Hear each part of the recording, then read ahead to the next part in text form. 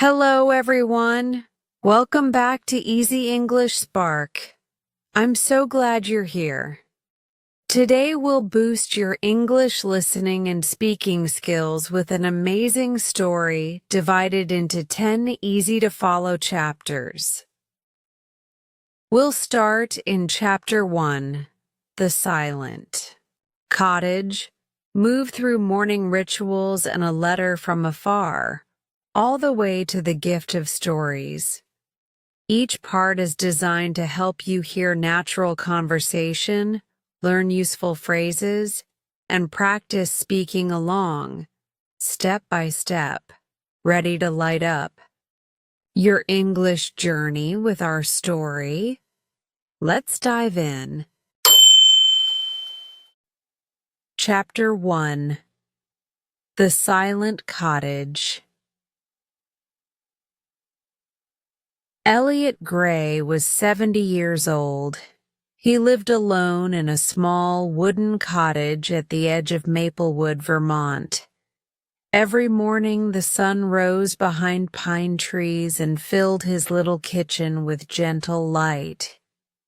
His cottage had 2 rooms, a living room with a stone fireplace and a bedroom with a single bed. Outside, a narrow path led to a moss-covered porch where a worn rocking chair sat waiting. For 30 years, Elliot had shared this home with his wife, Charlotte. She loved fresh flowers on the windowsill and humming soft tunes while she cooked. Now, only silence remained. The walls were the same, but they no longer held her laughter. The garden still bloomed with wild daisies, but no one paused to pick them. Each day, Elliot followed a simple routine. He woke at 6 o'clock, even though he had nowhere to go. He poured water into an old kettle, warmed it over the small stove, and made a cup of herbal tea. Steam rose in thin wisps as he carried the cup outside and settled into the rocking chair. He wrapped his gray cardigan tightly, listened to birdsong, and watched mist rise from the nearby meadow. Sometimes a deer would step into the clearing, nose twitching. Once, a red fox paused at the edge of the forest, but most of the time, Elliot sat alone with his thoughts. He remembered teaching at Maplewood Library for 40 years. He had guided visitors to stories about distant lands and ancient heroes. He loved seeing children's eyes light up when they found a book that spoke to them. When he retired, the library gave him a small wooden clock. He placed it on his mantel. Now, its soft ticking was a steady companion. Elliot checked the clock each morning. It always struck 6:30, the time the library opened when he worked there. He had returned home for lunch and dinner at the same hour for decades. Now every hour felt both familiar and strange. His neighbors were kind but distant. Mrs. Patel next door waved from her garden, and Mr. Chen from across the street tipped his hat as he walked by. They all remembered Charlotte's bright smile. They spoke to Elliot after church on Sundays, but the visits were brief. He answered with soft words. "I'm doing well, thank you." Inside, he missed her more than he could say. At 9 o'clock, Elliot went back inside. He opened a dusty cupboard and removed a photograph album. He carried it to the living room and sat in an armchair. The album's cover was leather, worn soft by years of handling. He turned the first page. There they were, wedding photos from 40 years ago, faces full of joy.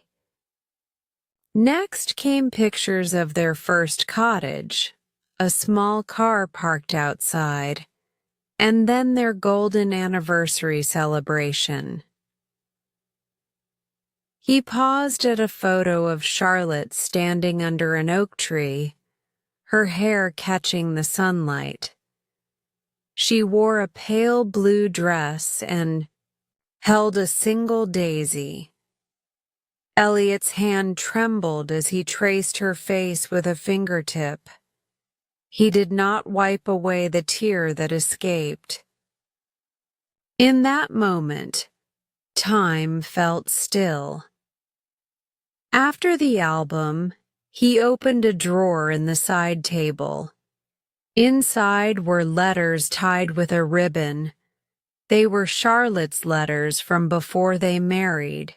Short notes, poems, and simple drawings. He kept them close, but rarely reread them. Today, he unfolded the top letter slowly. The paper was thin and yellowed at the edges. He read her words aloud. "My dear Elliot, every morning I wake and thank the stars that brought us together. You are my safe harbor in a stormy world. I love you more each day." Her handwriting was familiar, gentle. Elliot folded the letter and pressed it to his chest.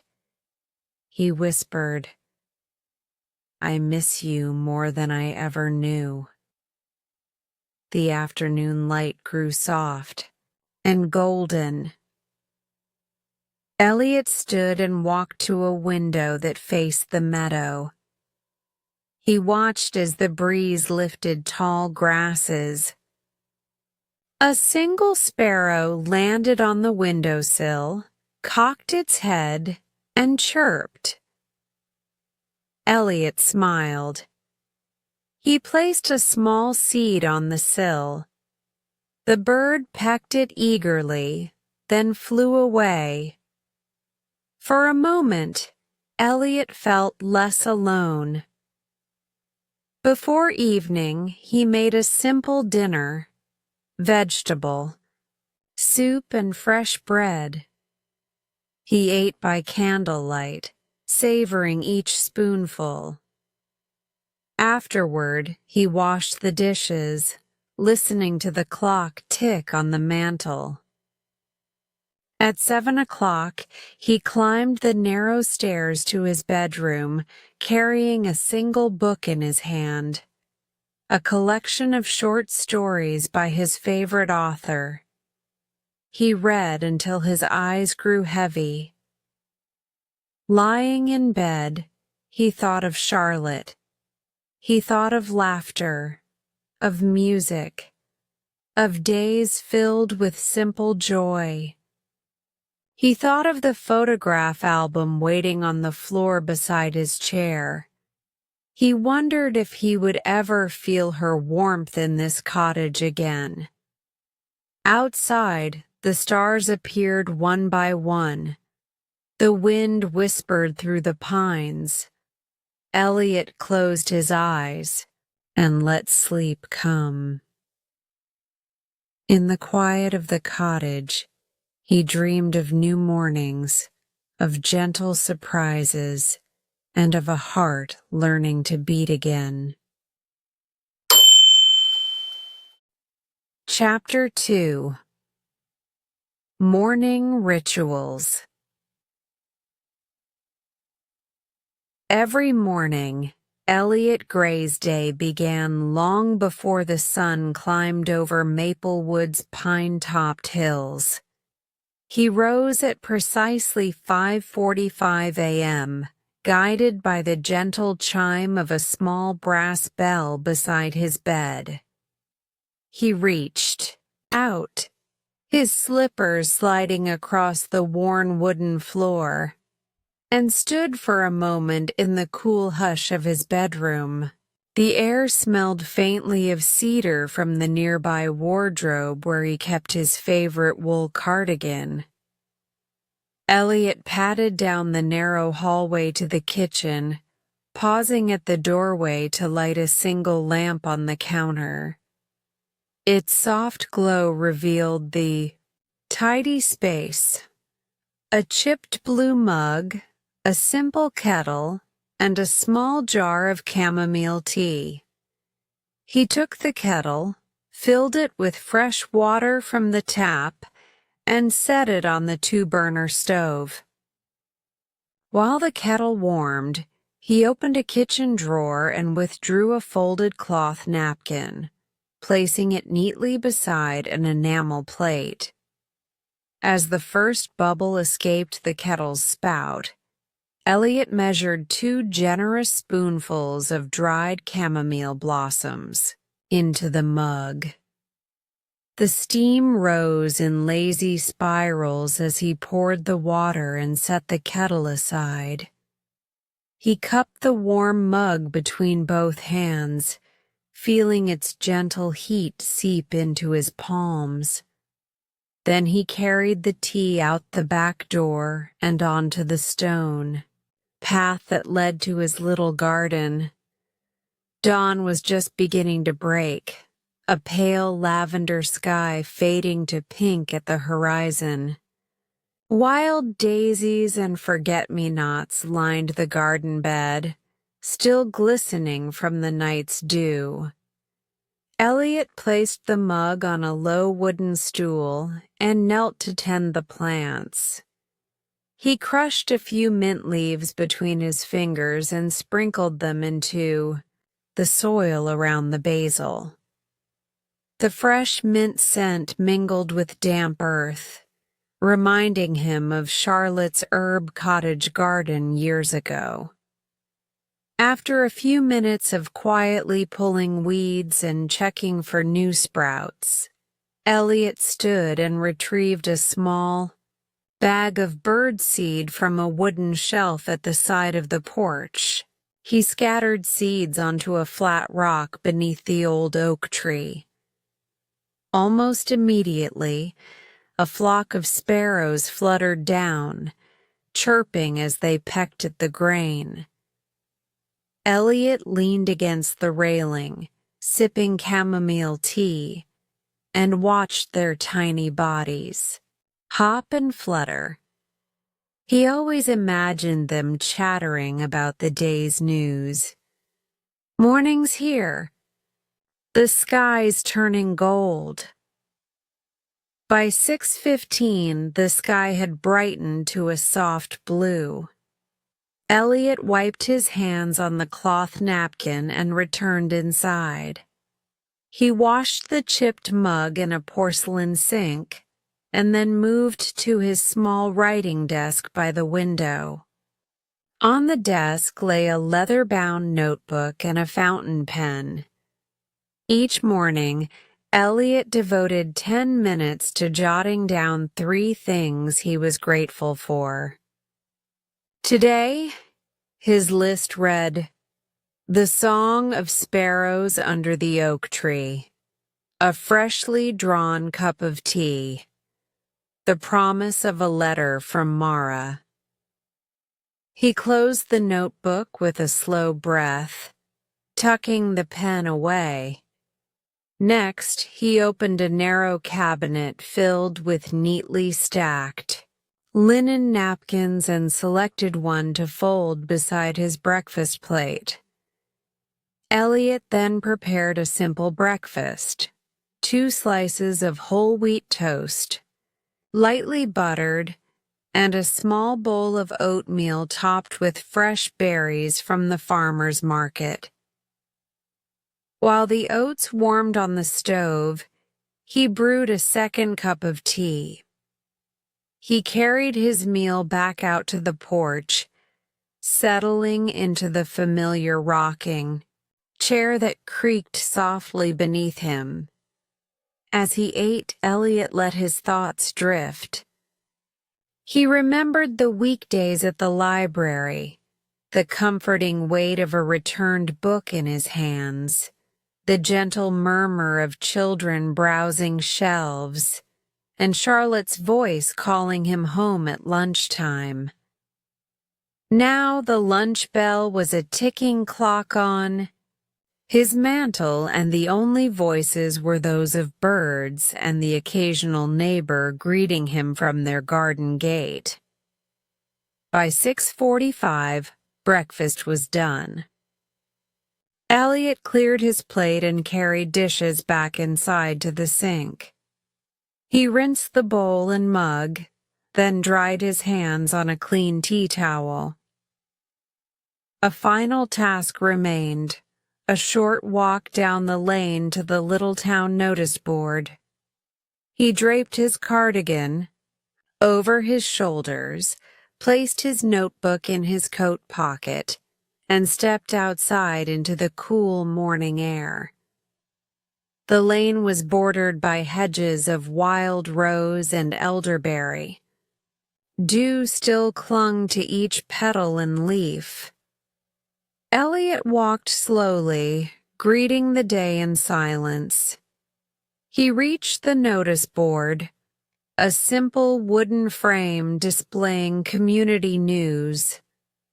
A pie baking contest next Saturday, church service at 9, and a lost cat, named Whiskers. He made a mental note to mention the flyer to Mrs. Patel when he passed her house later. Turning back toward home, Elliot carried with him the peace that only solitude can bring. At 7:15 he reached his porch again, took one last deep breath of pine-scented air, and stepped inside. His morning rituals were complete.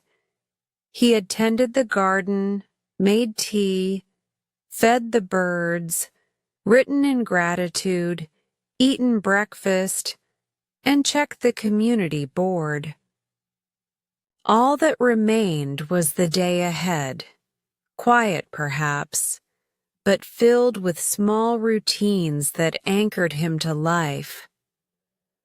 With a final glance at the soft morning light filtering through his windows, Elliot smiled. Each ritual reminded him that though he lived alone in the silent cottage, he was part of something larger, the rhythm of the seasons, the heartbeat of his small town, and the turning pages of his own story. One gentle morning at a time. Chapter 3. A Letter from Afar. One misty morning, Elliot Gray stepped onto his porch as usual to begin his day's ritual.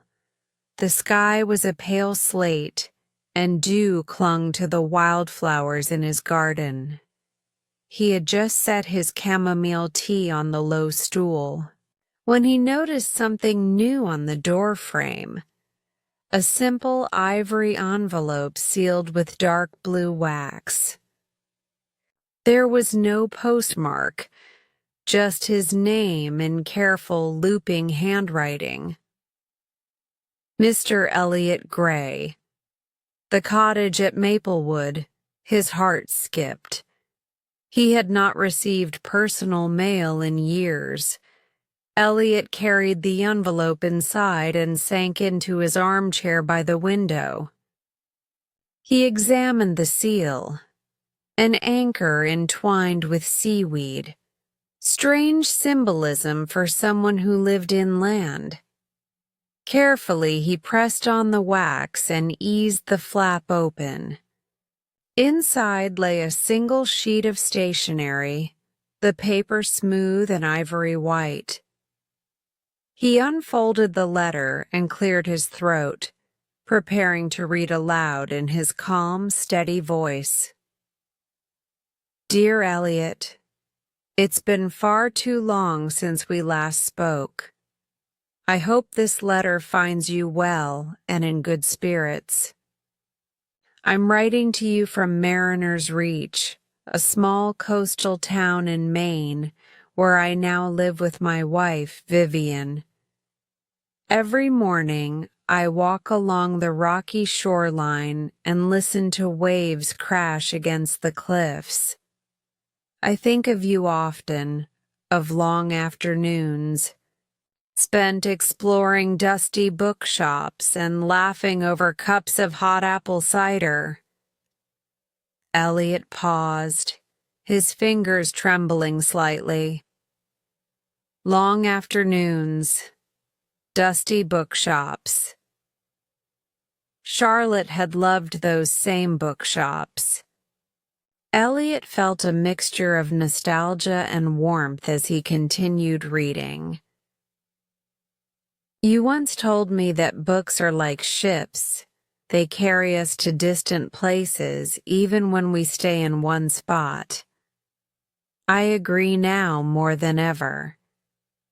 The sea here is my new great library, and I want to share it with you.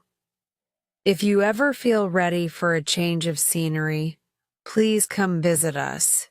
We have a spare guest room, and I would love nothing more than to sit with you on the porch and catch up on every story we've missed. Elliot's eyes misted. A guest room? A chance to leave the quiet cottage behind, if only for a little while. He read on. Enclosed, you'll find a folded map showing the route from Maplewood to Mariner's Reach. It's a long journey by car or bus, but I promise it is worth every winding mile. You might think yourself too settled to travel now, but I believe this place could breathe new life into your days. After all, you once breathed new life into so many, through your stories, your kindness, and your gentle wisdom. A thin line of hope began to glow in Elliot's chest. He imagined salty air, jagged rocks, and the horizon stretching forever. He read the final lines. Think of this letter as an invitation, not an obligation. Come when you're ready. But please come with friendship and a world of tales waiting for us to share. Mara Sinclair. He folded the letter slowly, pressing it to his heart. His mind buzzed with possibilities. For weeks his mornings had been predictable. Tea, birds, photographs, silence. But now each cup of tea seemed to whisper questions. What if he could see the sea again? What if new memories awaited him beyond the pine forests of Maplewood? Elliot rose and crossed to the mantel where his small wooden clock ticked steadily. He stared at the hands. 6:30 a.m., the time he used to open the library's doors. He picked up the letter and held it next to the clock. Past and future, nestled together in his hands. He poured himself another cup of tea, more out of habit than thirst, and carried it back to the armchair. He unfolded Mara's map and examined the hand-drawn route, a winding line from Maplewood, through rolling hills, across the state border, then along coastal highways until it ended at Mariner's Reach. Small stars marked points of interest, a waterfall rest stop, an antique general store, a clifftop overlook. Elliot closed his eyes and pictured each place. He could almost feel the spray of seawater on his face and hear gulls overhead. A deep breath filled his lungs, salt-tinged air replacing the pine scent he knew so well. For the first time in years, Elliot felt a stirring of excitement beneath his calm exterior. His morning rituals suddenly felt incomplete without planning. What might he pack? Which cardigan to bring? Which stories to share first? He reached for his leather-bound journal on the side table and wrote at the top of a fresh page, "Pack for mariner's reach. Lightweight coat, journal and fountain pen. Photographs of Maplewood. Notebook of short stories." He paused, pen hovering, and added a simple question beneath. Can a lifetime of routines make room for one bold change? Closing the journal, Elliot set it beside the letter. The morning sun had climbed higher now, a soft glow warming the cottage. Outside, birds sang as if celebrating his decision. The familiar routines, tending the garden, feeding the sparrows, writing gratitude, no longer felt like boundaries but as comforts to fold into something new. Elliot folded Mara's letter one last time and placed it in the front pocket of his cardigan. He stood, stretched, and smiled at his reflection in the window pane. An old man with curious eyes. He whispered to himself, "Perhaps it's time to set sail."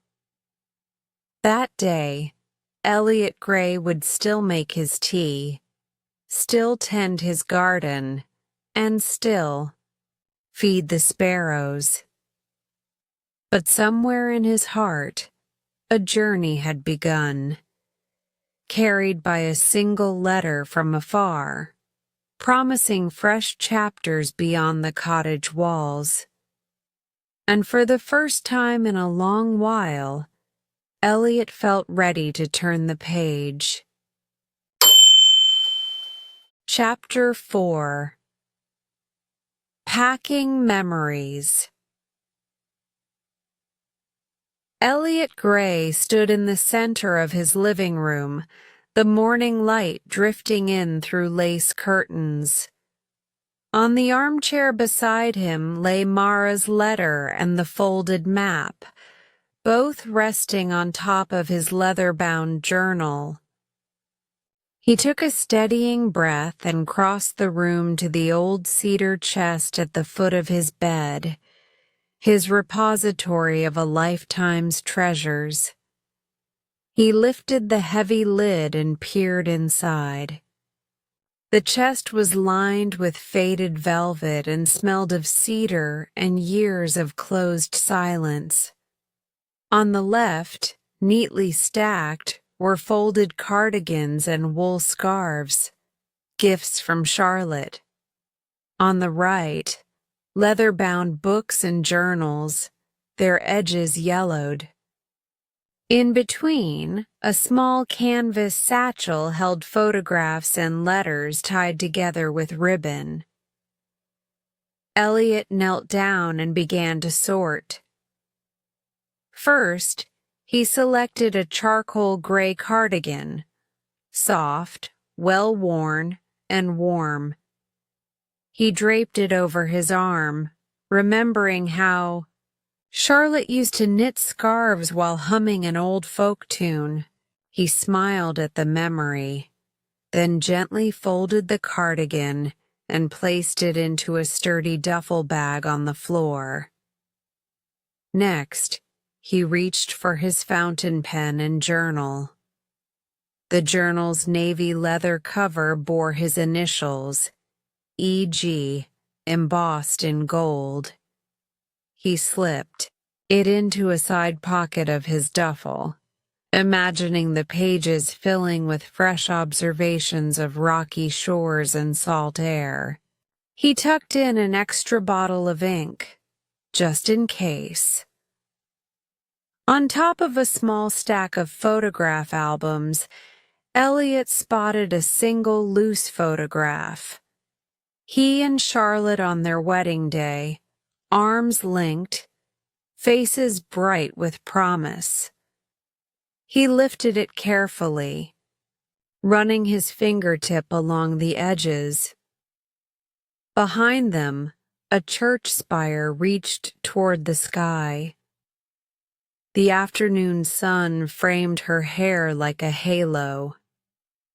Gently, he placed the photo into a protective sleeve and slid it into his pack's inner pocket. He paused to consider each item before choosing it. A leather-bound copy of his favorite short stories by Edith Wharton. He would read them on rainy afternoons. A small wooden box containing Charlotte's letters. He could not bear to bring them all, so he selected the very first love letter she wrote, the one that began, "My dearest Elliot, you are the steady current beneath my restless heart." He wrapped the letter in tissue paper and tucked it into the same pocket as the photograph. Elliot's hands trembled slightly as he reached into the chest's far corner, where a brown leather map case lay. Inside was Mara's hand-drawn map, To Mariner's Reach, detailed with stars and notes. He removed it, unfurling the parchment gently, and examined the route one more time. He rolled it and tied it with a piece of twine, then slipped it into the duffel's long side slot. Now came the practical necessities. Elliot opened a small drawer in his desk and gathered toiletries. A toothbrush in its wooden case, a small tin of shaving cream, and a comb carved from cherry wood. He added a packet of his favorite chamomile tea and a packet of the local honey he had procured from Mrs. Patel.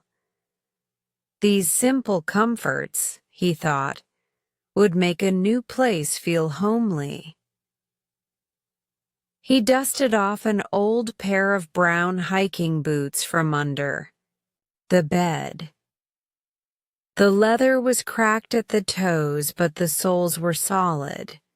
He tied the laces and set them aside to dry. Then he folded two crisp button-down shirts, a light blue one and a cream-colored linen one, along with a pair of dark trousers and a woolen cap Charlotte had given him on his last birthday. He placed these clothes on top of the duffels, contents, ensuring they would remain unwrinkled. Elliot stood and surveyed his small suitcase and duffel bag, now half filled with memories, half with new possibilities.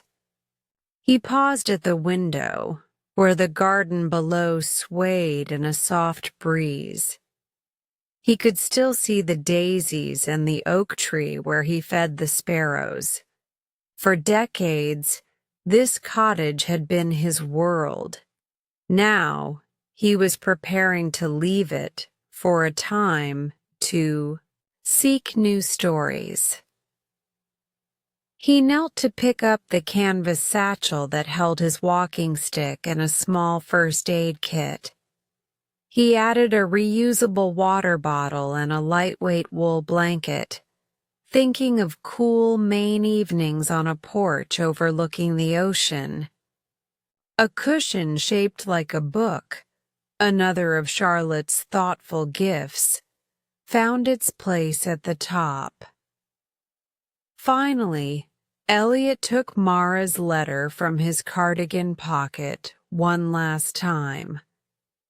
He smoothed its edges and slipped it carefully into the duffel's front pocket, where it would be the first thing he saw upon arrival. He looked at the letter and whispered, "Thank you, Mara. I will come." He brushed off his hands, zipped the bags closed, and tested their weight. They were manageable, a perfect balance of what he could carry and what he needed to remember. He placed them by the door, directly under the coat rack. Before stepping out, Elliot moved back to the cedar chest and added a single final item, a tiny porcelain figurine of a sparrow, perched on a branch. He had found it at a local market years ago, and it had sat on his mantel ever since. He placed it gently on the top of the chest, as if to say goodbye. Elliot drew a deep breath, feeling both the weight of the past and the lightness of a new beginning. He turned off the lamp by the chest and walked to the front door. Outside, the sky was clearing, patches of blue appearing among the clouds. He opened the door and stepped onto the porch, feeling the familiar wooden boards beneath his feet. He glanced back once more at the cottage, its windows reflecting the morning light. Then, with a steady heart, Elliot Gray lifted his bags and descended the steps. Each footfall carried him away from memory and toward adventure. The road to Mariners. Reach waited, and with it, the promise of new chapters yet to be written. Chapter 5. On the Road Again. Elliot Gray stood on the platform of the Maplewood Coach Depot at 8:15 in the morning, the duffel bag heavy at his side. He checked his ticket one last time. Maplewood, Mariners Reach, Coach 24, Seat 12B. The real air was crisp, and the cedar-scented breeze carried the distant whistle of the arriving bus. For the first time in years, Elliot felt his pulse quicken. When the bus hissed to a stop, he noticed its clean white side panels and tinted windows.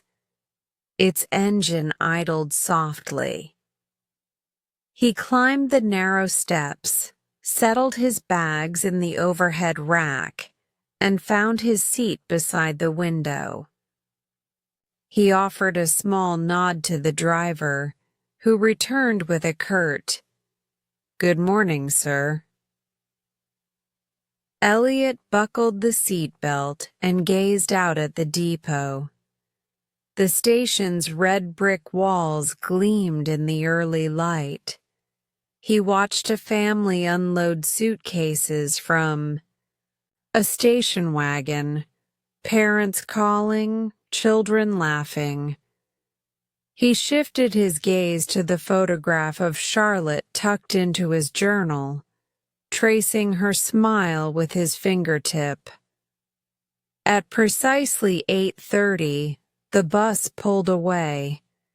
Elliot felt a gentle lurch as the wheels rolled over asphalt. Maplewood's familiar landmarks, the hardware store, Mrs. Patel's rose garden, the library where he once worked, slid past like pages turning in a book. He pressed his palm flat against the cool glass, as though to hold on to the past a moment longer. Moments later, the bus merged onto Route 7, a two-lane road winding through rolling hills and dense forests. Elliot watched fields of goldenrod and asters ripple in the breeze. The sky was a clear, pale blue, and the sun teased the horizon, promising a warm day ahead.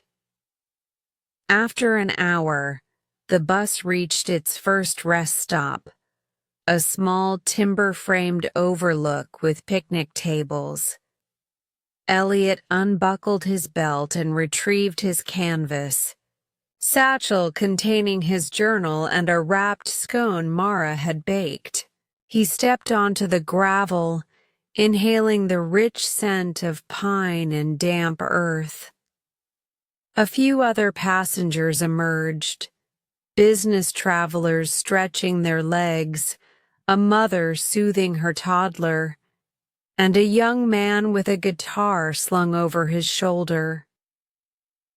Elliot approached a picnic table and unwrapped the scone.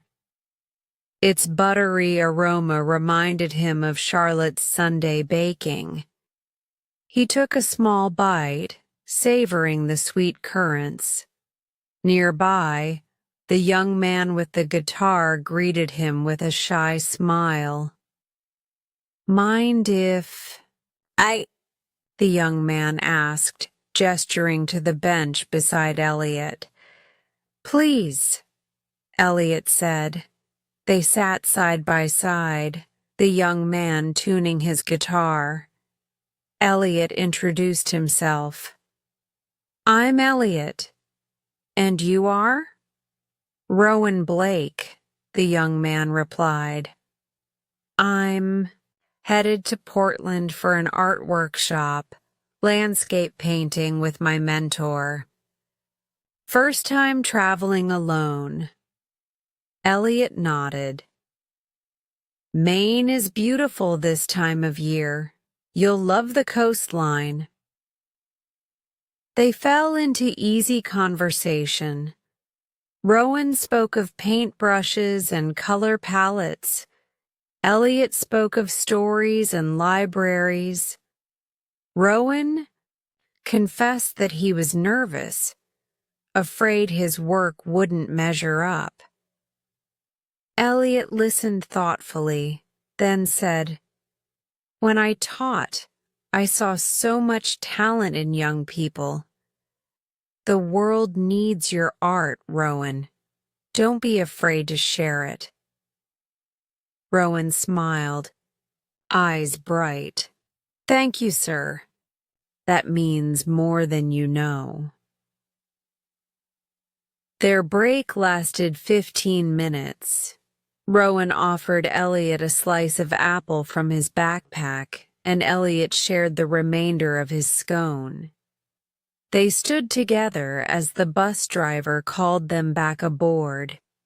Back into Seat 12B, Elliot watched Rowan settle in a few rows ahead, unpacking a sketchbook. He felt buoyed by the encounter. For decades he had guided others. Now others were guiding him, reminding him that new journeys were not just possible but necessary. The road stretched onward. Forests gave way to gentle farmland, and farmland to small towns with white-steepled churches and general stores. At each stop, Elliot greeted the station attendant with a polite nod. He jotted notes in his journal. 9:45 a.m. Met Rowan, a young artist bound for Portland. Encouraged him to paint boldly. By midday, the bus crossed state lines into New Hampshire. Elliot admired the view, distant mountains rising like indigo shadows against the sky. He felt a gentle excitement swirl in his chest, a feeling he hadn't known in years. Shortly after, the bus curved along the edge of Lake Umbagog. Elliot leaned forward as the water glimmered through the trees. He imagined his feet on a sandy shore, each wave a new page in his life story. He closed his eyes and whispered, "Thank you, Mara, for this gift." At 2 p.m., the bus pulled into the Concord terminal for a longer break, 30 minutes. Elliot disembarked to stretch his legs, removed his cardigan, and folded it neatly, before tucking it back into his bag. He bought a bottle of water and a local maple candy from a street vendor.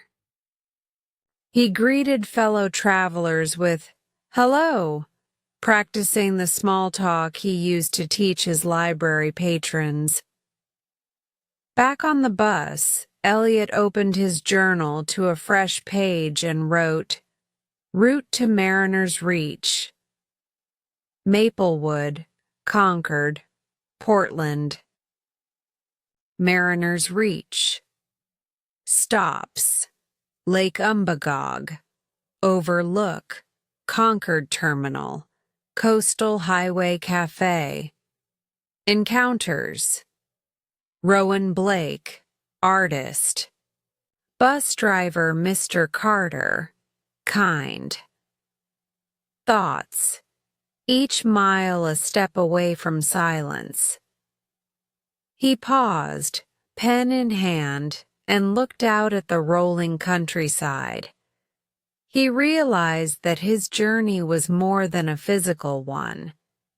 It was a journey back to himself, to the person he had set aside when grief first settled in his chest. As afternoon waned, speechless beauty passed by the window. Crimson maples, rolling surf beyond distant sand dunes. The spire of a coastal church bathed in golden light. Elliot felt time stretch and expand, each moment filled with possibility. Finally, as the bus turned onto State Route 1 toward the ocean, Elliot saw it, a ribbon of silver glittering on the horizon. His heart leapt. Sea air already drifted faintly through the open window vents. At 5 p.m., the bus rolled into Mariner's Reach station. Elliot gathered his bags and stepped onto the platform. The air was warm, tinged with salt and the promise of new beginnings. He looked back at the departing bus, now just a white dot on the road, and whispered, "Onward." With steady feet, Elliot Gray picked up his duffel and smiled. Ahead lay the sea, the cliffs, and Mara's warm welcome. On the road again, he carried with him memories of home and the hope of writing the next chapter by the ocean's edge. Chapter 6. Shores of Renewal. Elliot Gray stepped off the bus at Mariner's Reach station just as the late afternoon sun gilded the rooftops with warm gold. A salty breeze drifted in from the ocean, carrying the rhythmic roar of waves and the faint cry of distant gulls. He lifted his duffel bag and took his first deliberate steps along the narrow platform. Every breath felt fresh, as though the air itself was filling empty spaces in his chest. A short walk brought him to Mara Sinclair's white-painted cottage, perched on a rocky bluff above the water. The house had a red roof and blue shutters that reminded Elliot of a boat bobbing on the sea. A wooden porch wrapped around two sides, with wicker chairs and a weathered table waiting like old friends. He climbed 3 creaking steps and paused at the door.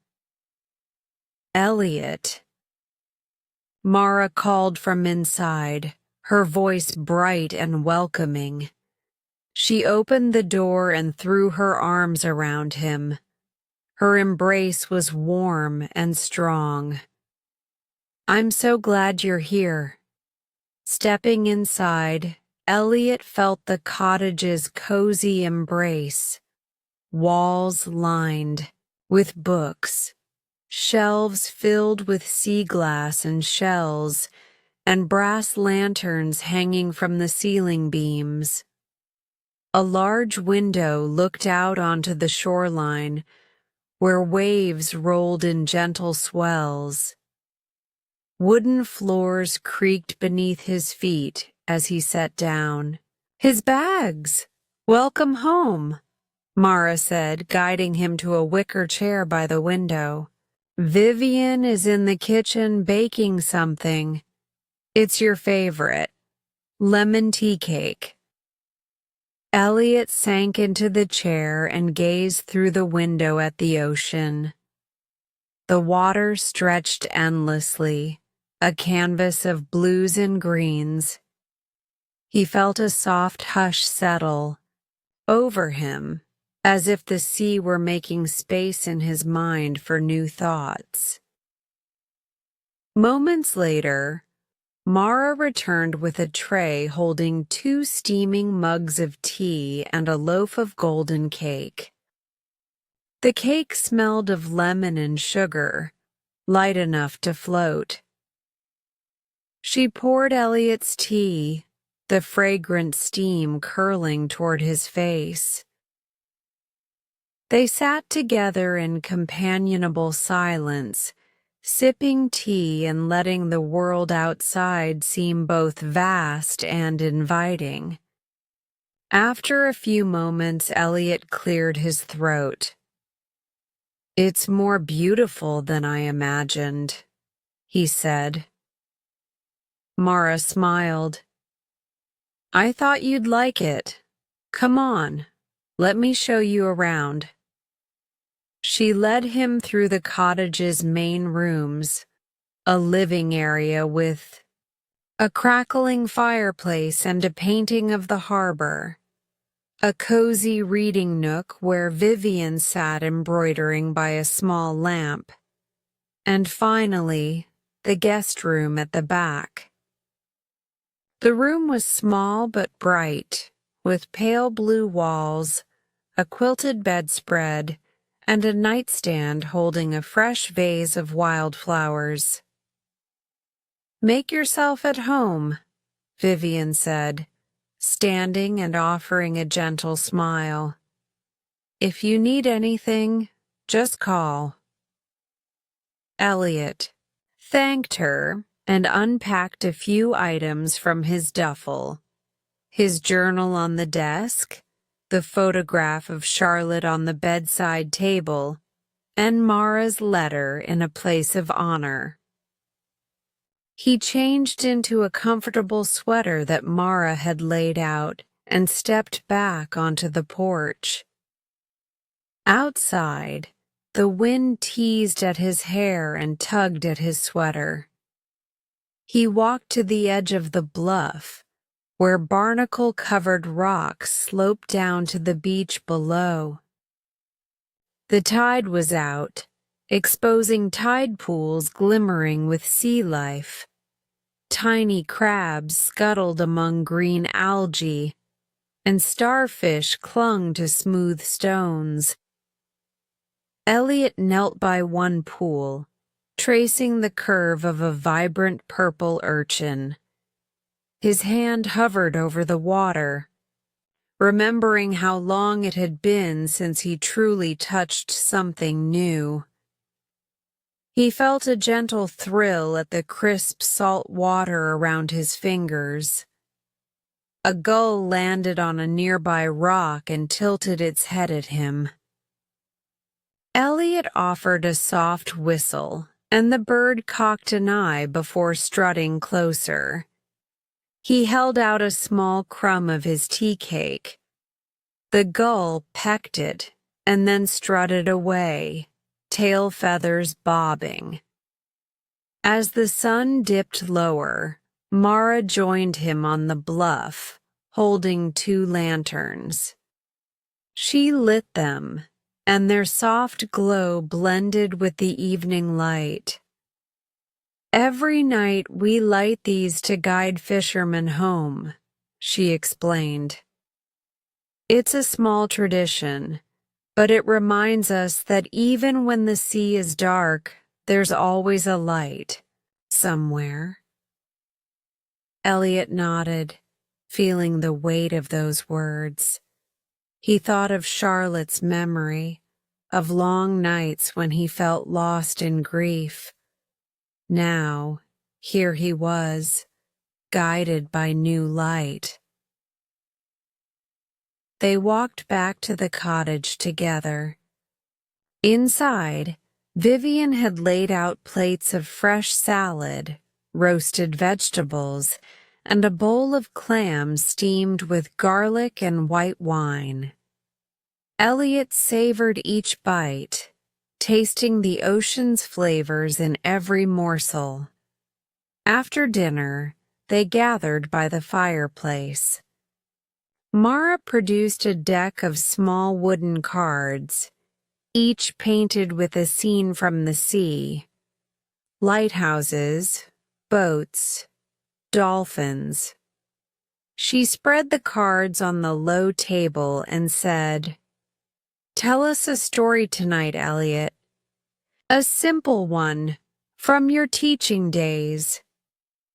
Elliot hesitated, heart fluttering.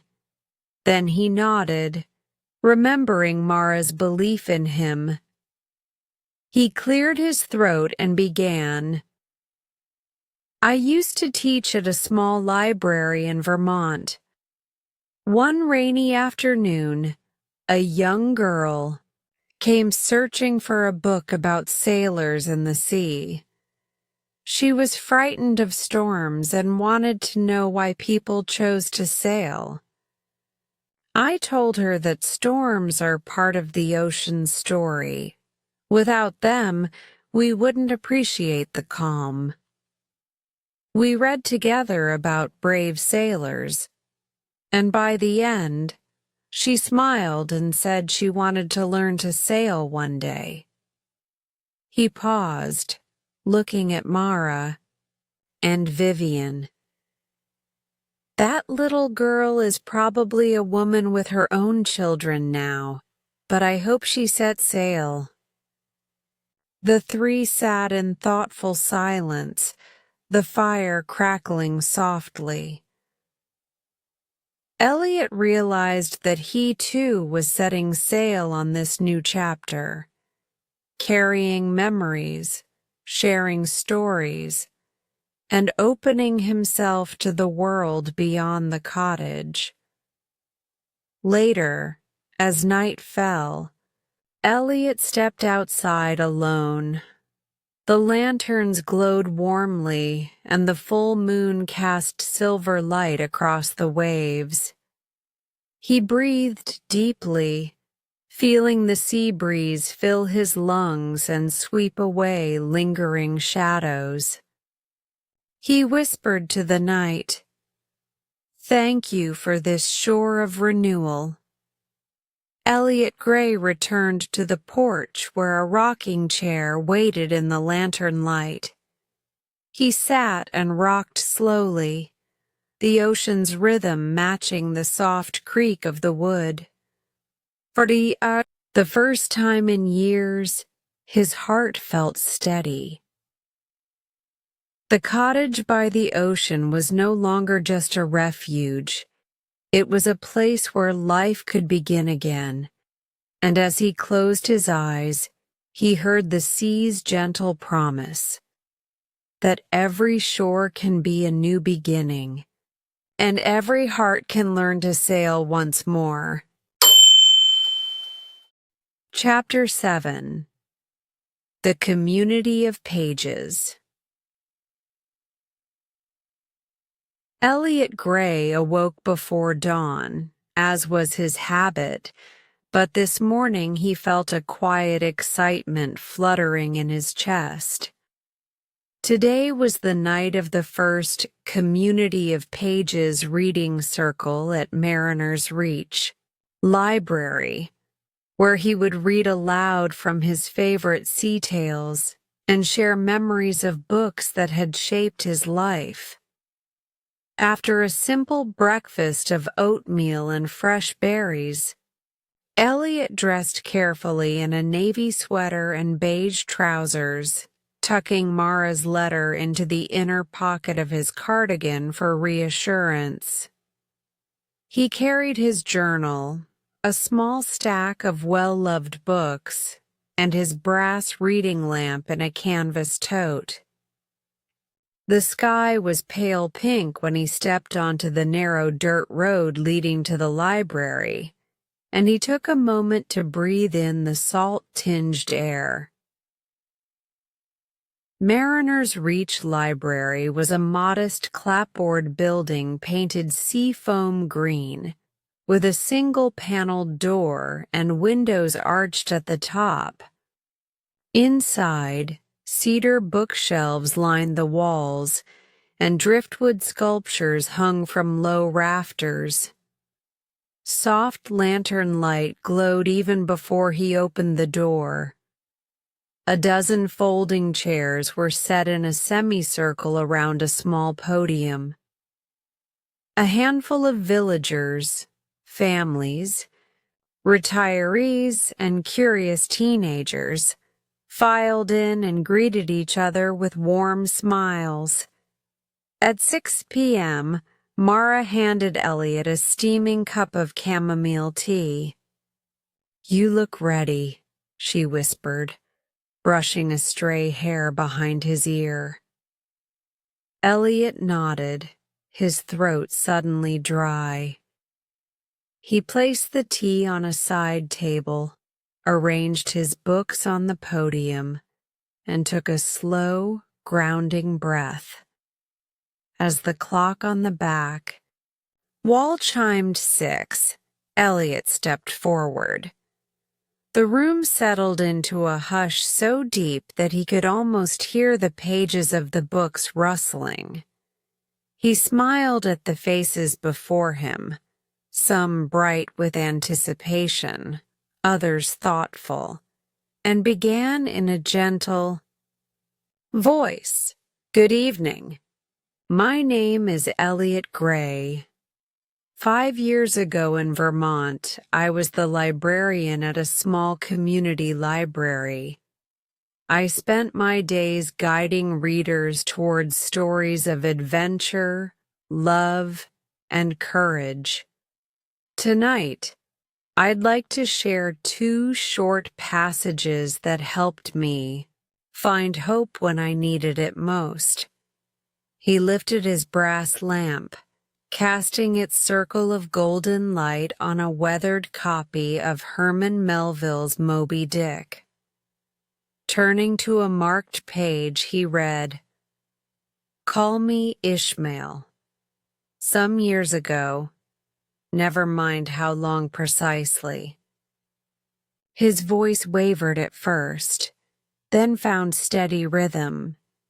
He read of the ocean's vastness, of Ahab's obsession, and of Ishmael's quiet wonder.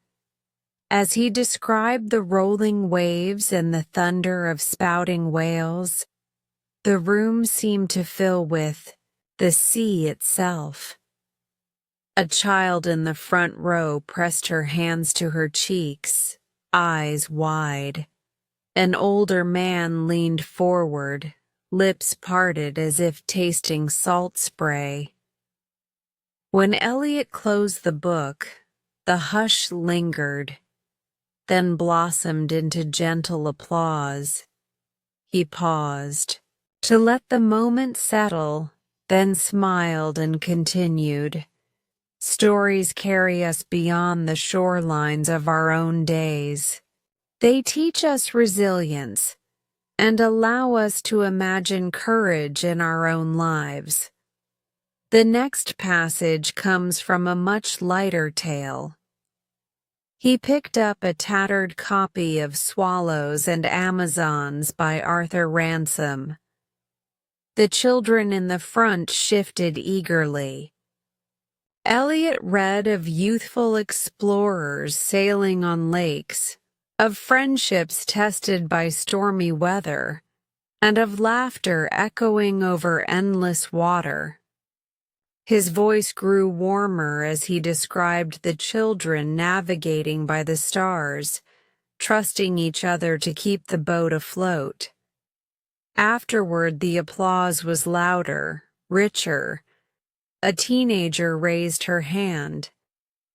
"Mr. Gray," she said shyly, "what made you choose these stories?" Elliot smiled gently. "Because each taught me something true, that even when we hurt or feel lost, we can set our sails toward hope. We can find friends in the pages of a book and in the hearts of those who listen." Hands went up. Questions about favorite characters, about the process of choosing books, and about how to find the courage to leave home. Elliot answered each one with kindness, drawing on his own experiences. A mother asked how to encourage her shy daughter to read aloud. He suggested starting with picture books and reading together by candlelight. A retired fisherman asked for a recommendation on maritime lore. Elliot promised to bring in a volume of old sea maps next month. By 7:15, the session wound down. Mara approached with a tray of cookies, ginger snaps and shortbread, while Vivian poured more tea. People mingled, exchanging book titles and contact information. Elliot found himself cornered by 3 young artists who asked if he would join their sketch and read circle at the cafe on Saturdays. He agreed with a laugh, delighted by their energy. Before he left, the town's mayor, a kindly woman named Mrs. Lang, shook his hand. "Elliot," she said, voice full of gratitude, "you've brought us together tonight. You've sparked conversations we've needed. Thank you." Elliot felt warmth bloom in his chest. As he stepped back into the crisp night air, lanterns glowing softly through the library windows, he carried with him the hum of shared stories and newly kindled connections. Walking home under a sky spangled with stars, Elliot realized that the community of pages was more than a reading circle. It was the seed of something lasting, neighbors becoming friends, words weaving lives together, and a retired librarian finding purpose once again in the simple act of sharing stories.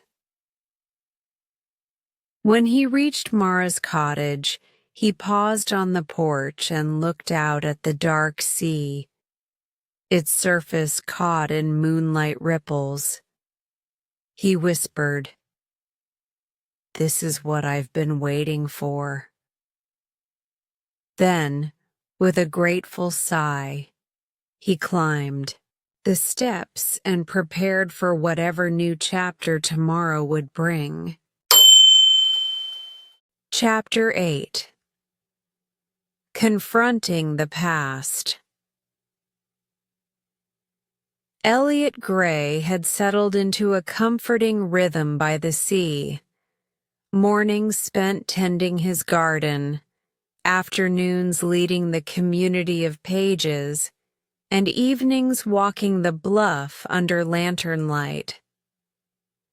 But one overcast afternoon, in late October, as he paused outside the Harbor Cafe to greet Maya behind the counter, his carefully rebuilt world trembled. He stepped inside, wanting nothing more than a cup of hot cider and a few quiet minutes with the paper. Rain tapped the windows and clouds pressed low over the ocean. Elliot chose his usual corner table, sliding into the wooden chair as Maya placed a steaming mug before him. "Thank you," he murmured, pulling the wool cap from his head and settling. Moments later, the cafe door swung open, and Elliot looked up. His heart stuttered. The man who entered was tall and lean, with silvering hair and a long dark coat. His shoulders curved as if weighed by regret. Elliot's breath caught. He recognized the set of that man's jaw, the deep line between his brows. Victor Gray, his estranged brother, whom Elliot had not seen in 30 years. Victor spared only a glance at the room before his eyes locked on Elliot. Time seemed to slow. Plates clinked in the kitchen. Rain hissed against the glass. Victor hesitated by the counter, as though gathering courage, then walked toward Elliot's table.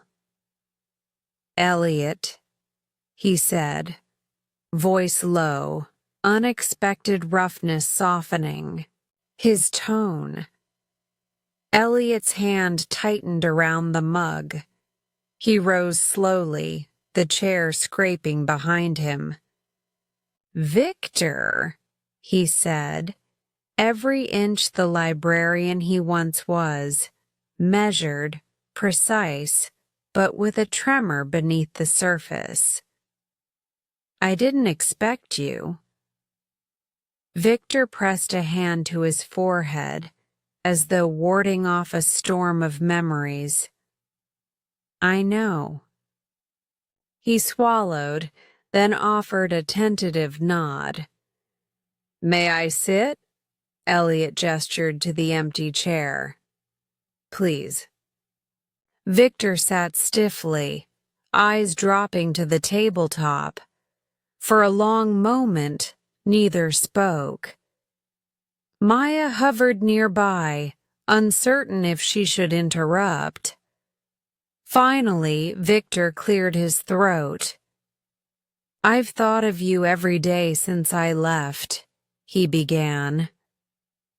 "I thought I was doing the right thing, pursuing the business Dad left us. But I made mistakes, big ones.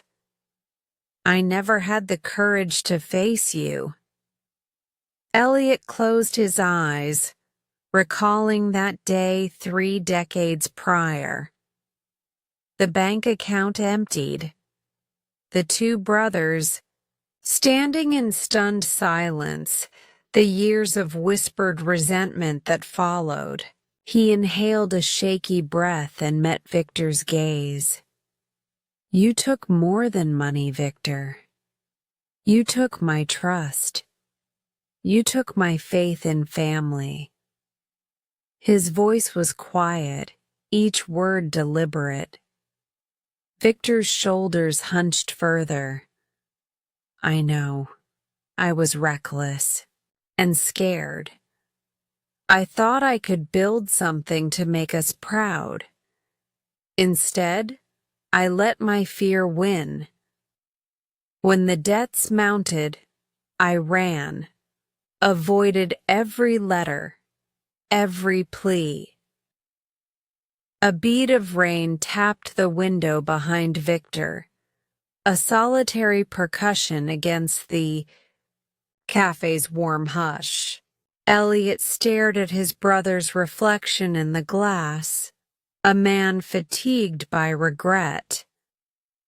I imagined you'd come around eventually, Elliot continued, that you'd apologize or at least explain, but the years passed and the wound festered.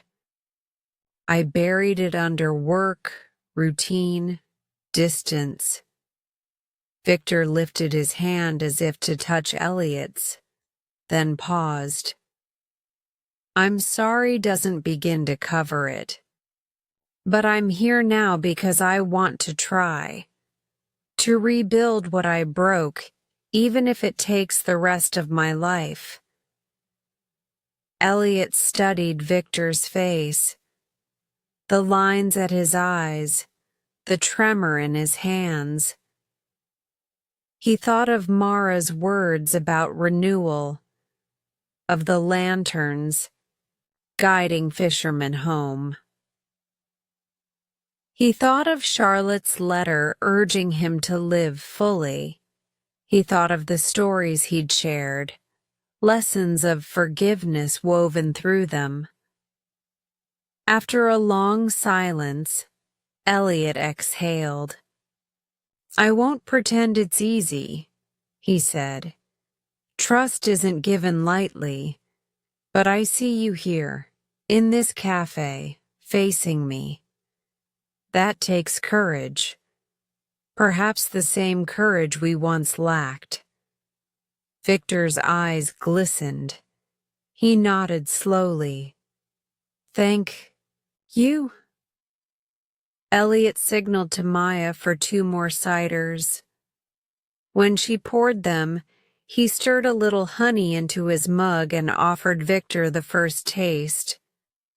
They sat side by side, sipping in companionable silence as the rain eased to a fine drizzle. Outside, the waves rolled in gentle rhythm, as though echoing the tentative peace growing between the brothers. Victor cleared his throat. I'd like to help, if you'll let me. Renovate your cottage garden, paint your porch, whatever you need? Elliot allowed himself a small, uncertain smile. I'd like that. He turned slightly, peering past Victor to the cafe door where children waved at Maya and regulars chatted over pastries. This place, once foreign, had become home. Now, Victor's presence no longer felt like an intrusion, but as another chapter, unfolding. Elliot set down his mug and placed a hand over Victor's. Let's begin again, he said softly. Not to erase the past, but to build something new. Victor's lips quivered, relief and gratitude mingling in his eyes. I promise to earn your trust. They talked then, not of blame or old hurt, but of small plans. Fixing the garden path at the cottage, planting lavender and sea rosemary, organizing a brother and sister reading day at the community center, even taking a walk along the bluff together each morning. As the cafe lights dimmed for the evening, Elliot rose and gathered his things. Victor followed, matching his pace. Outside, the world glistened in the aftermath of rain, the sky opening to reveal the first stars. They walked together back toward Mara's cottage, the road familiar under their feet, yet transformed by their shared presence. Elliot realized that confronting the past had been the hardest journey of all, but also the most necessary. And beneath the night sky, beside the whispering sea, two brothers stepped forward into a dawn neither had dared hope for until now. Chapter 9. Planting New Roots. Morning light filtered through the curtains as Elliot Gray stirred awake in Mara's guest room. The hush of dawn was broken only by the distant call of gulls and the soft creak of the old house settling. Today, Elliot was not alone in his early routine. He dressed quickly, pulled on his brown hiking boots, and stepped into the hallway. Victor Gray was already in the kitchen, leaning over the counter as he spread peanut butter on toast. His shoulders were straighter than Elliot remembered, his movements less hesitant. Victor looked up and offered a shy smile. "Good morning," he said. "I thought I'd make breakfast." Elliot returned the smile. "Thank you. I like this view." He motioned to the window, where pale light shimmered on the ocean. They shared a quiet meal: toast, fresh fruit, and mugs of strong black tea. Victor cleared the dishes and stacked them neatly. Elliot folded his hands, savoring the moment of calm. At 8:30, Mara arrived with 2 gardening gloves and a pair of small shovels. "Are you two ready?" she asked brightly. "I've marked out the new flower beds at the cottage. Let's go." They walked through town to Elliot's cottage, the salty breeze carrying the promise of a clear day. Port windows were thrown, open to air the rooms, and Ivy, Mara's tabby cat, trotted alongside them until she lost interest and disappeared into the wild daisies. At the garden gates, Elliot inhaled deeply. He saw the work ahead. The old path was overgrown, the soil hard and dry, and the border along the porch sagged with weeds. But today, those challenges felt less daunting. Victor knelt first, loosening the soil with a trowel. "I brought compost from our garden," he said, dumping dark earth into the flower bed. "It'll help the lavender and rosemary take root." Elliot began to dig a trench along the porch, side by side with his brother.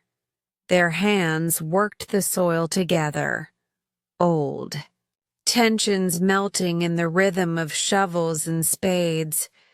Mara followed behind, placing clusters of lavender in neat rows. Each plant was set into its hole, roots fanning out, stems straightening toward the sun. As they planted, Elliot spoke softly. "When Charlotte and I first moved here, she planted lilacs by the window. They always reminded me of new beginnings." He paused, brushing dirt from his fingers. Lavender seems like the next chapter. Victor nodded. Purple and silver. Reminds me of dusk by the sea. He placed the final lavender sprig in the row. What's next? Mara handed Elliot small rosemary bushes. These go near the path. They'll scent the air whenever you step outside. He positioned each rosemary plant carefully, patting soil around the base. By midday, the new garden took shape. Neat rows of lavender framing the porch, rosemary lining the flagstones, and a small bed of wildflowers, daisies, poppies, and cornflowers, dotted. Beyond the gate, Elliot stepped back to admire their work, chest swelling with quiet pride. I never thought I'd see this again, he murmured, glancing at Victor. Thank you. Victor straightened, wiping sweat from his brow. We're doing this together.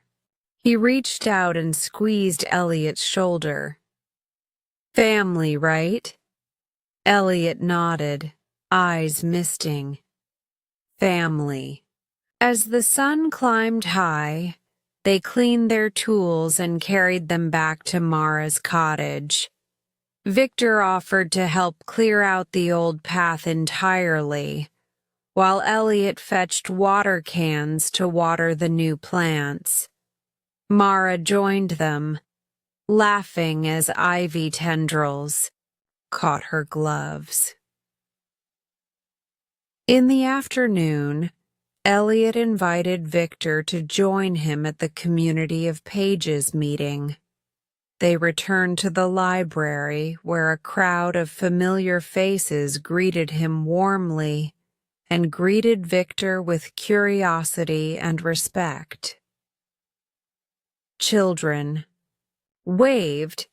Mrs. Lang, the mayor, offered a fresh pot of tea. Elliot began the session, and Victor sat quietly in the back row.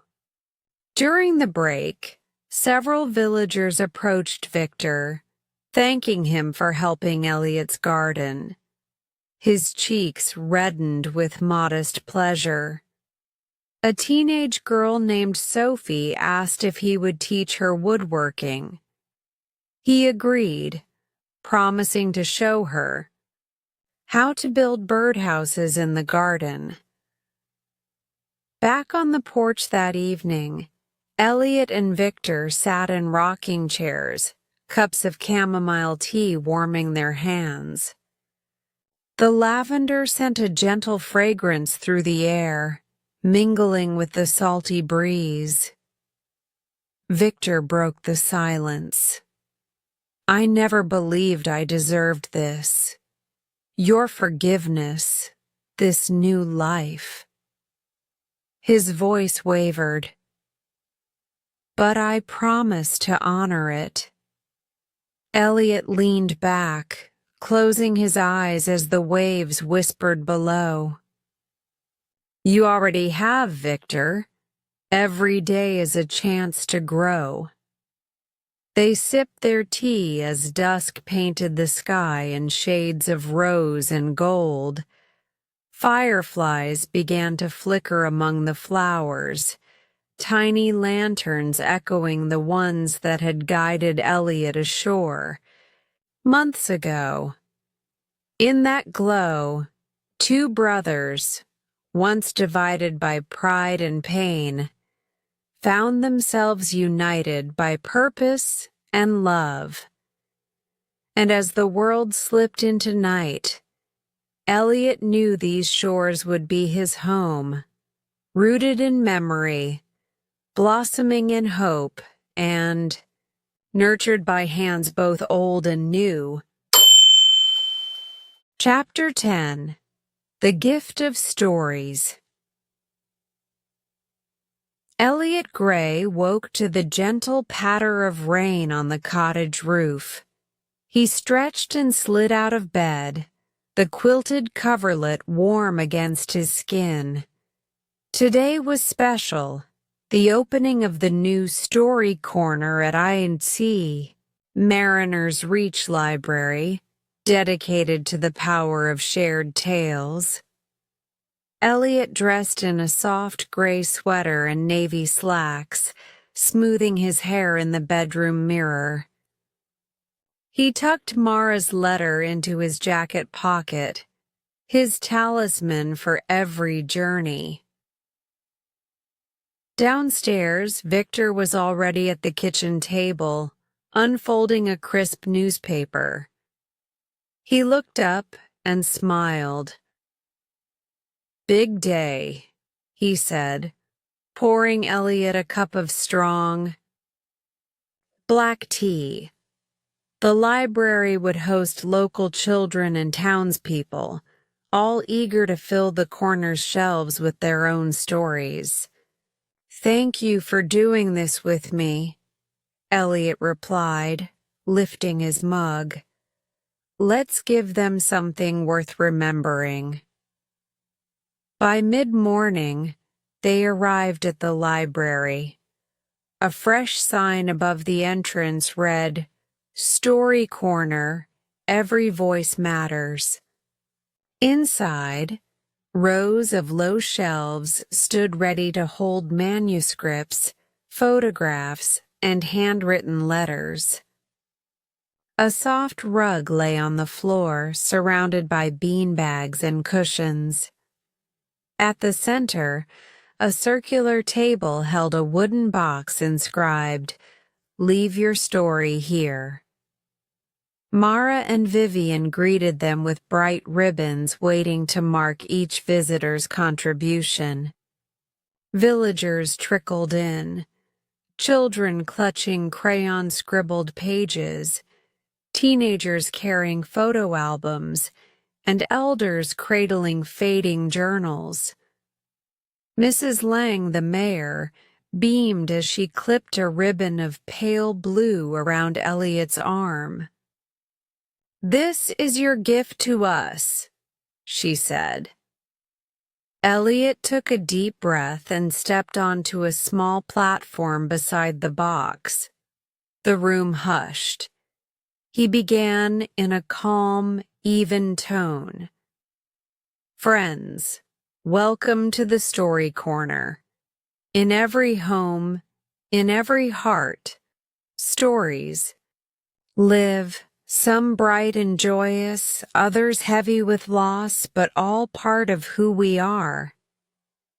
Today, we gather not only to listen, but to share. Each of you carries a story that can lift someone else's spirit or light a path through their darkness. Our gift today is simple. We give space for every voice." He lifted the wooden box's lid and placed inside the first offering, Charlotte's yellowed wedding invitation and a single daisy pressed between its folds. Opening his own journal, he read, "I once believed that a single life could exist in quiet solitude. Then I learned that stories connect us, remind us we are never truly alone. May this corner be a beacon for every whisper that needs to be heard."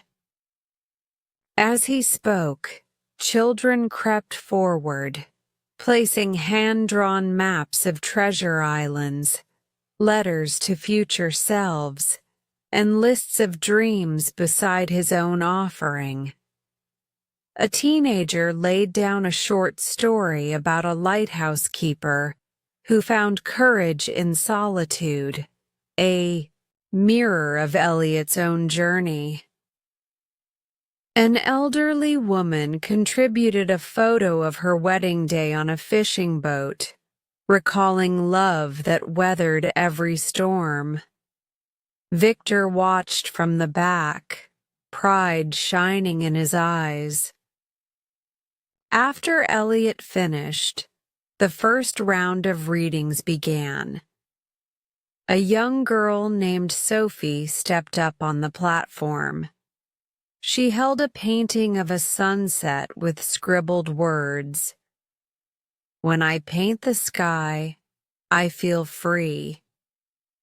Her voice trembled as she read, "I painted this for my grandmother. She says sunsets remind her of home. I want to find my own home one day."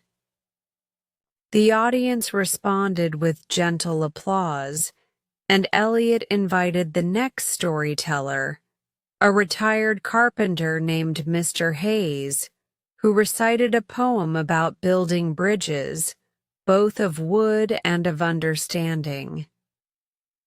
For 2 hours, the story corner blossomed into a tapestry of voices.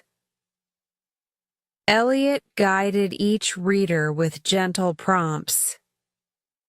"What made you write this?" Or, "How did that moment change you?"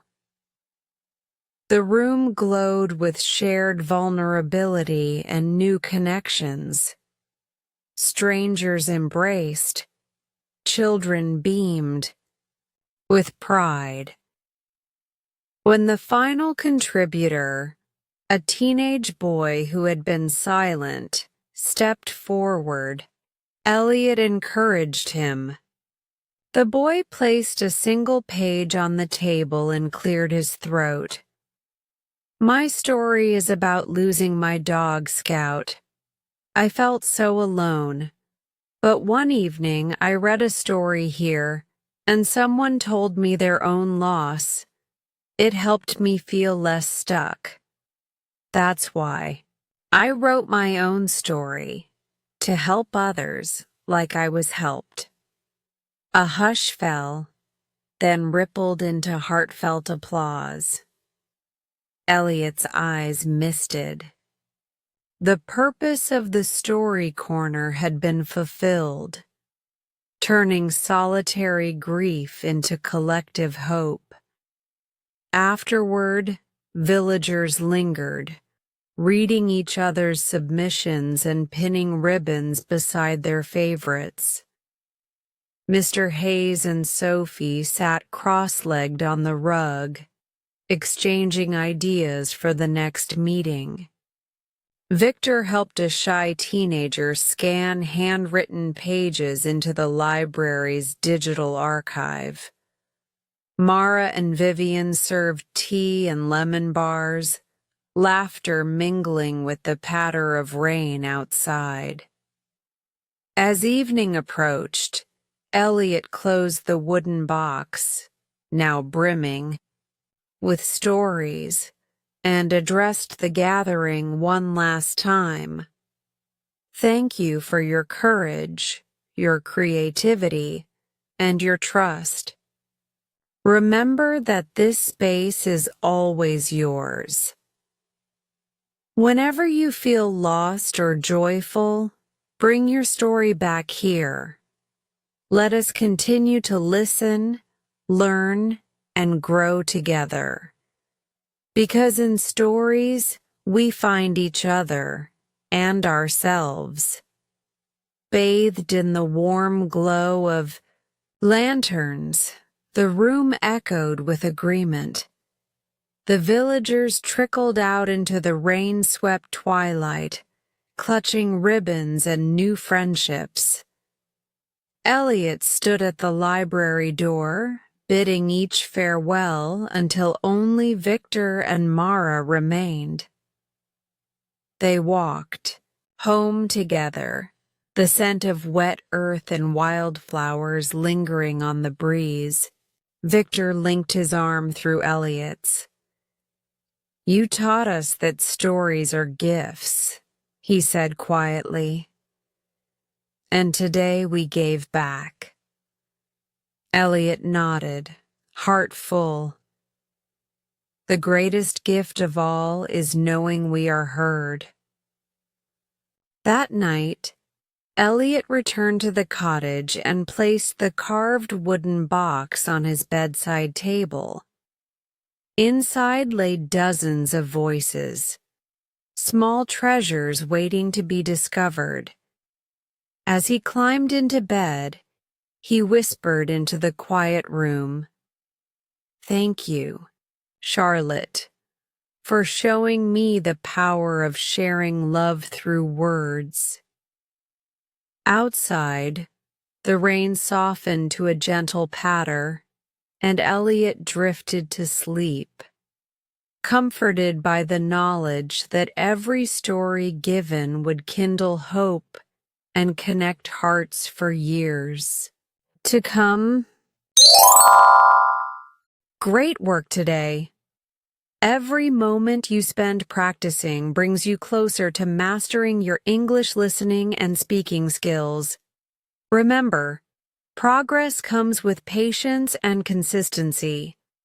If this story inspired you or helped you in your learning journey, don't forget to like, share, and subscribe to Easy English Spark channel for more lessons and stories. Keep listening, keep speaking, and keep believing in your growth. I'll see you in the next video. Take care and keep shining.